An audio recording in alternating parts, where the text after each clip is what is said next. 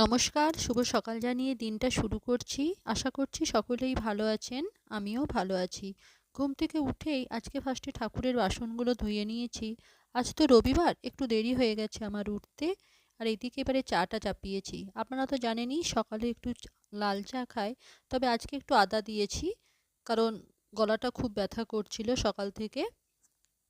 চাটা চাপিয়েছিলাম, ওইদিকে কর্তামশাইকে বলে এসছিলাম মেশিনে জলটা চালিয়েছি একটু দেখতে। বসে পড়লাম চাটা নিয়ে খেতে। সকালে এই চাটা না খেলে আমি কিছুতেই নিজের ঘুমটাকে ভাঙাতে পারি না, আর কাজেও সেরকম কোনো ফুর্তি পাই না।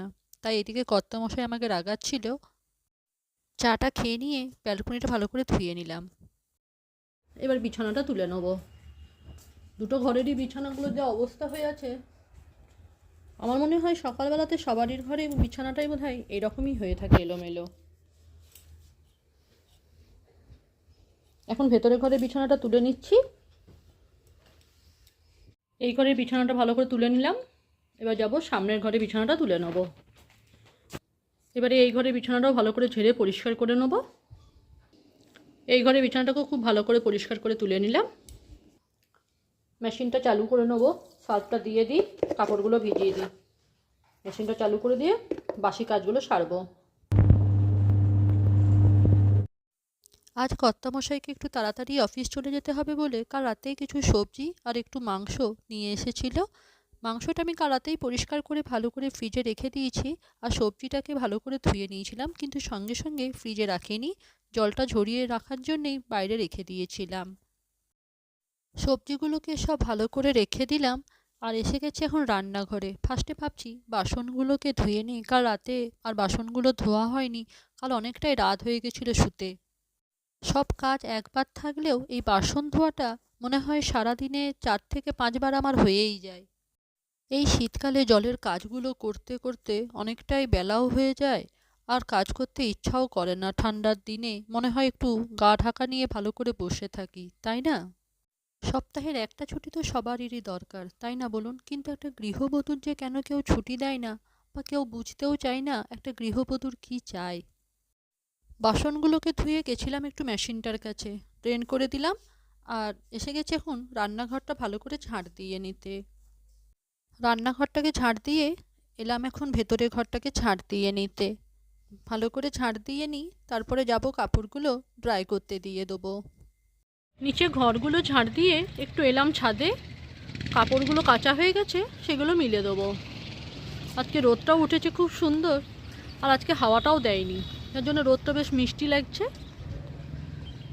কাপড়গুলো নিয়ে এসেছি, মিলে দিই। আমার সব কাপড়গুলো মেলা হয়ে গেল ছাদে। খানিকক্ষণ দাঁড়াই, তারপরে চলে যাব নিচে। ছাদের থেকে এসে ঘরগুলো মুছে নিলাম। এখন চাটা চাপিয়েছি, একটু চা করে খেয়ে নিই। আর এদিকে একটু বেগুনটা পুড়তে দিলাম, সকালে জলখাবারে মুড়ি আর বেগুন পোড়া। শীতের দিনে বেগুন পোড়া দিয়ে রুটি বলুন মুড়ি বলুন বেশ ভালোই লাগে। গায়ে একটু তেল মাখিয়ে বেগুনটাকে কেটে নিয়েছি, একটু পুড়তে দিয়েছি। মেয়ে তো বেগুন পোড়া দিয়ে কিছু খাবে না, আর খুব একটা পছন্দও করে না, তাই ওই জন্য একটু ডিম দিয়ে ম্যাগি করে দিলাম। জলখাবারটা নিয়ে বসে পড়লাম, খাবারটা খেয়ে নিই। তারপর দেখি আজকে কর্তামশাই বলছিল রুটি খাবে দুপুরে, তাহলে দুপুরে ভাবছি রুটিই করে নেব।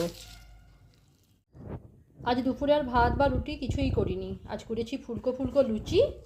এদিকে করেছি একটু কষা মাংস। প্রত্যেক দিনই ভাত আর রুটি ভালো লাগছিল না, ইচ্ছা করছিল না।